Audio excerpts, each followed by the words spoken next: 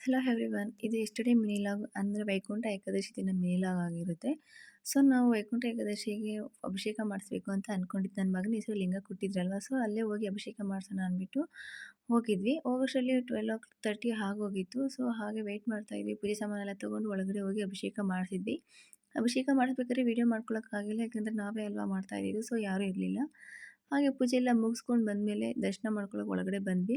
ನೋಡಿದ್ರೆ ತುಂಬ ಕ್ರೌಡ್ ಇತ್ತು. ಮಕ್ಕಳೆಲ್ಲ ಸ್ಕೂಲ್ ಟ್ರಿಪ್ಪು ಅಂತ ಬಂದಿದ್ರು. ತುಂಬ ಜನ ಇದ್ರು, ತುಂಬ ರಶ್ ಇತ್ತು. ಸೊ ನಾವು ದರ್ಶನ ಮುಗಿಸ್ಕೊಂಡು ಹಾಗೆ ನನ್ನ ಮಕ್ಕಳು, ನನ್ನ ಹಸ್ಬೆಂಡ್ ಹೋದ್ವಿ.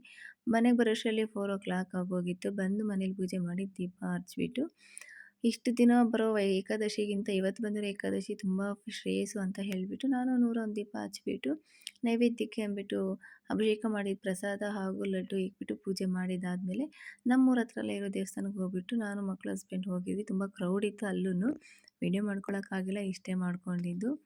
ಅಲ್ಲಿ ದರ್ಶನ ಮುಗಿಸ್ಕೊಂಡು ಅಲ್ಲಿ ಪ್ರಸಾದ ತಿನ್ಕೊಂಡು ಬಂದ್ವಿ.